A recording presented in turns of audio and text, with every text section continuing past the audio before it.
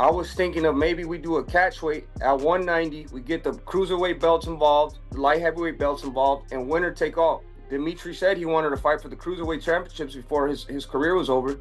So maybe this is we can make a even bigger fight like that. Yeah, so based on the sparring, I know the potential of some certain type of scenarios in the ring. And, you know, for a fight to change, a fight to end, it only needs 1 second or one good combination.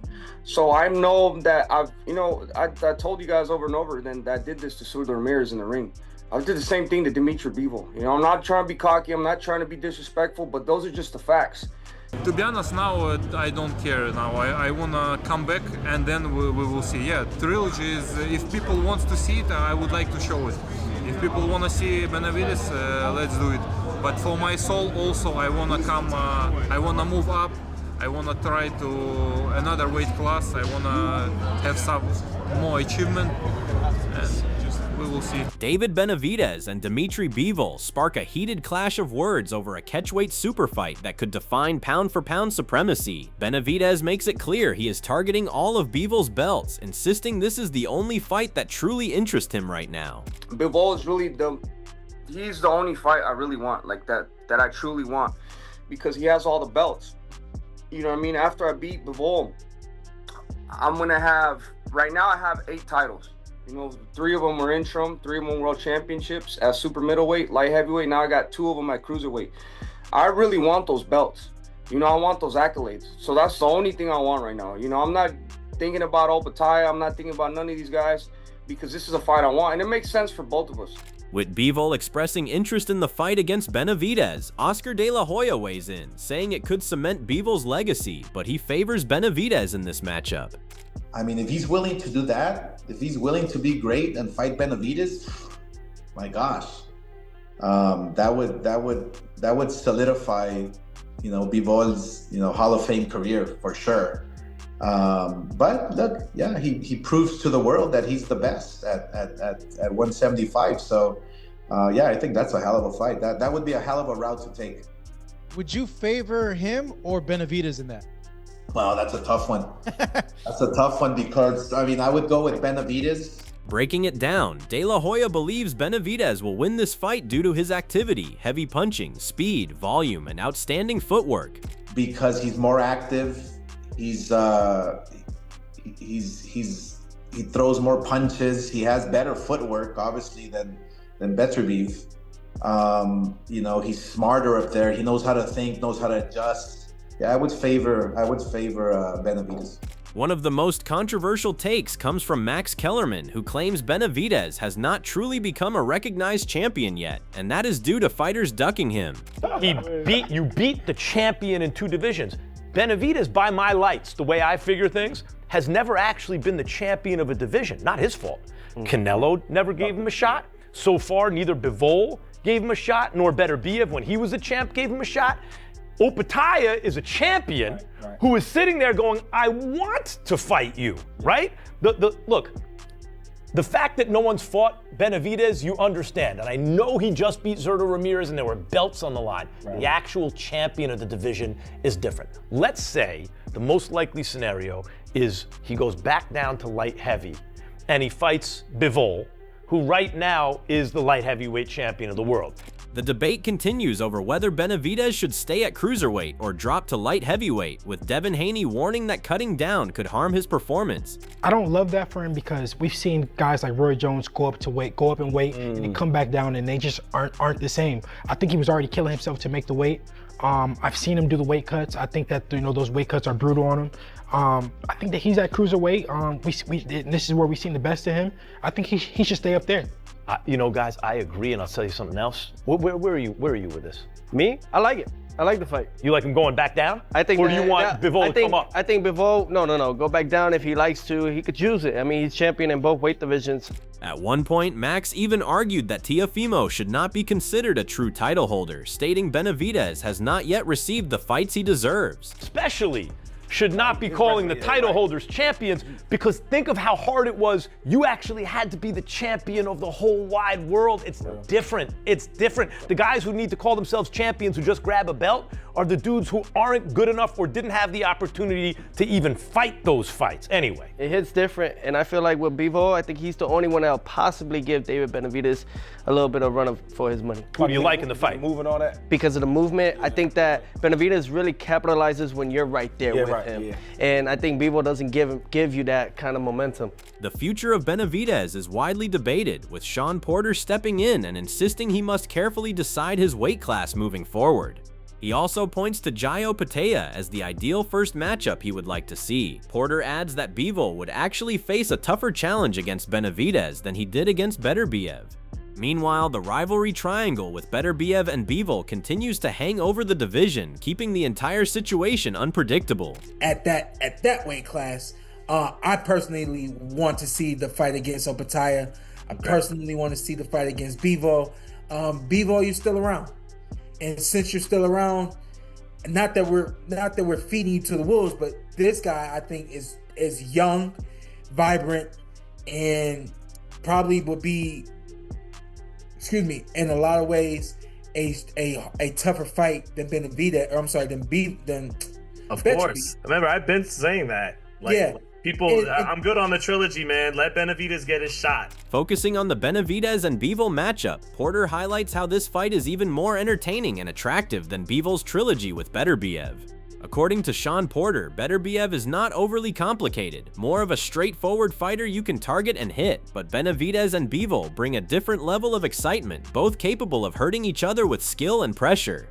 He believes that mutual danger is exactly what makes this clash the most thrilling fight in the division. Styles make fights. With Beterbiev, he's not complicated. He's going to be right there to hit and be hit, And like we saw with Bivol, it's up to Bivol to make the right moves, not be in the wrong spots at the right time. But with this fight with Benavidez, to me, there's just so much more that both these guys can do against one another that it makes it a better fight than the trilogy match with Beterbiev.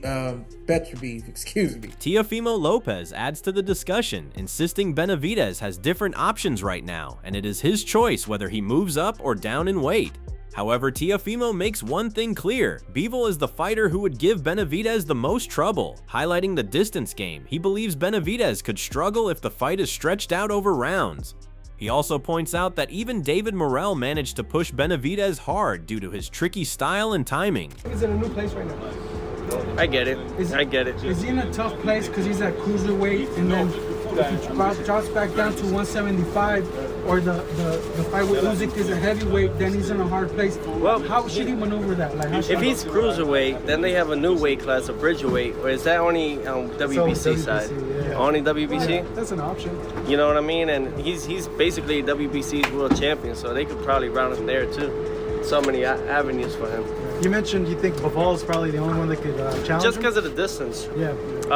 David Morrell gave him a tough fight, you know what I mean? And that was just from the range a little bit here and there and giving him a fight.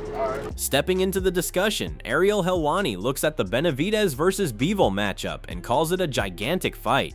He reflects on why American fans still remember Bivol for beating Canelo, and how that connection to the Canelo rivalry with Benavidez could turn this into a sensational clash for the generations. Helwani also highlights how David Morrell's heated buildup with Benavidez helped sell out arenas, suggesting that with Bivol, the scale and global attention could be even bigger than before. This fight, Benavidez-Bivol, way bigger here in America. We just saw Benavidez carry a promotion with David Morrell, and Morrell did his part as well, but they sold out T-Mobile. A lot of people thought they wouldn't be able to do that. And now you bring in Dmitry Bivol, who a lot of American fans remember was the guy to beat Canelo Alvarez just a few years back. I think it would be a gigantic fight. With Benavidez offering Bivol a catchweight super fight, the debate continues to grow.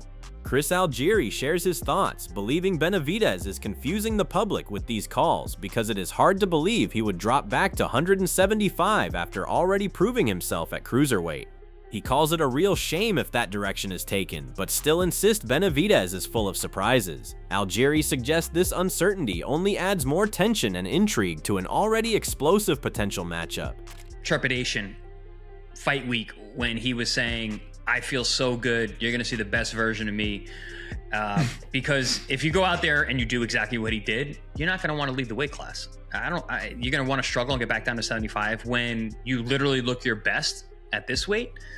So the writing was kind of on the wall with that. And now that he's alluding to that, that tells me that he's probably not going back down to 75 again, which is a real shame because I know I really want that Bivol fight. But listen, David is full of surprises. On the sideline, Roy Jones Jr. urges Benavidez to go straight after Usyk and avoid names like Jai Opetaia, Bivol, or Beterbiev, insisting he is ready right now and at his peak. The idea is hot, similar to Jones calling Benavidez the hottest fighter in boxing at this moment. Chris Algieri, while a big fan of Roy Jones, does not fully agree with rushing into a fight with Usyk at this stage. He weighs both views, suggesting Usyk could face a serious test, but not necessarily a long reign.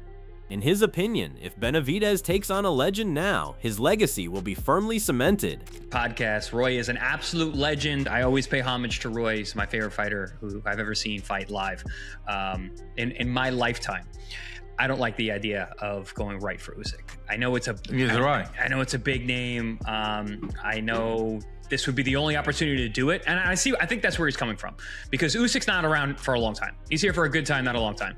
So if you're gonna fight a living legend, an epic guy, like you're gonna get one of those fights, this is it. There's not many like Usyk.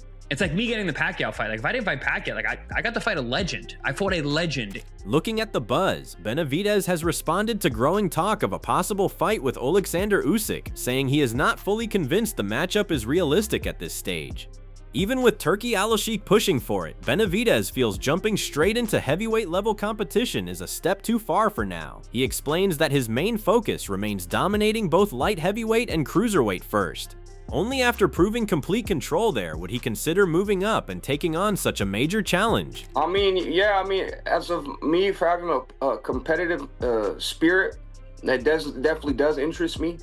Like I said, at the end of the day, you don't know what's possible until you make it possible. You know what I mean? And a lot of people think I can't beat Usyk, but if I really put my mind into it and, train for maybe like a year, because I barely came up to heavyweight. I barely came up to cruiserweight. I can't just go up to heavyweight like that, you know what I mean? But if I train myself and I prepare myself, I could beat anybody in the world. But right now, that's not possible for me in my eyes. Benavidez opens up about the competitive mindset behind the ongoing discussion, saying challenges like Usyk do genuinely spark interest in him.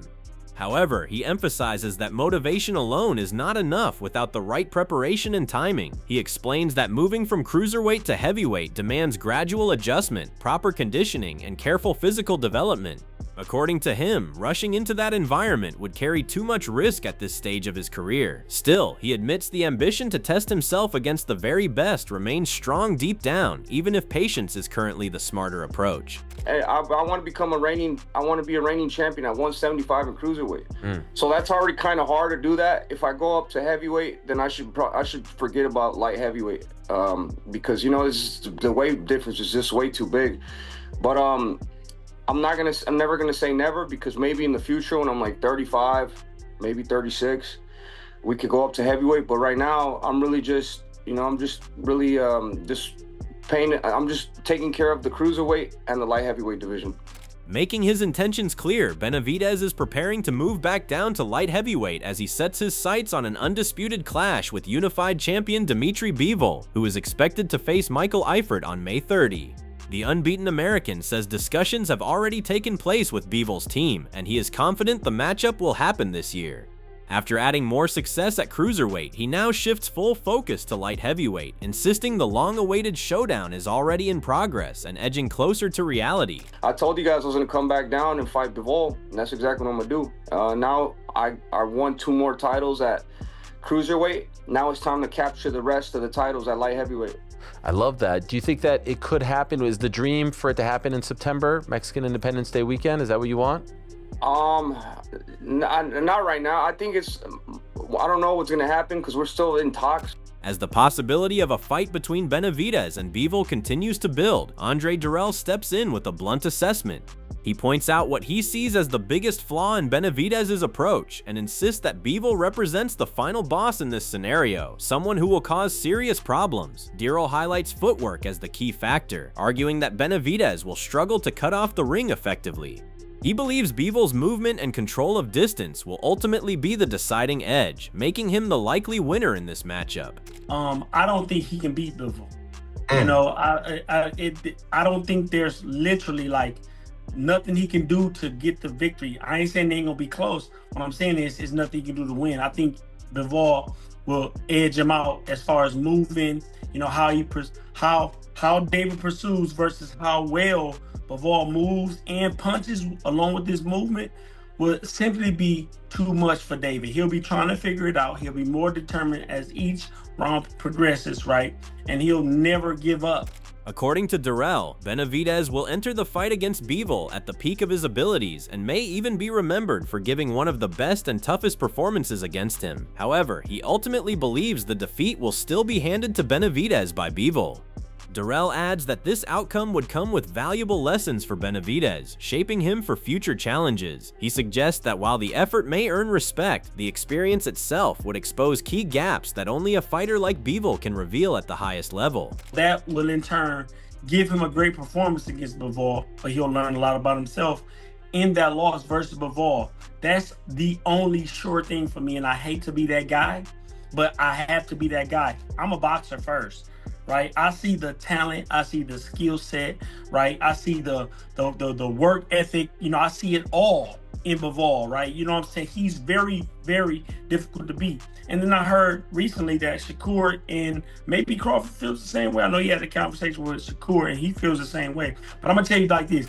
This potential clash between Benavidez and Bivol is shaping up to be more than just a fight. It is becoming a real test of skill, timing, and elite-level experience that could define careers on both sides.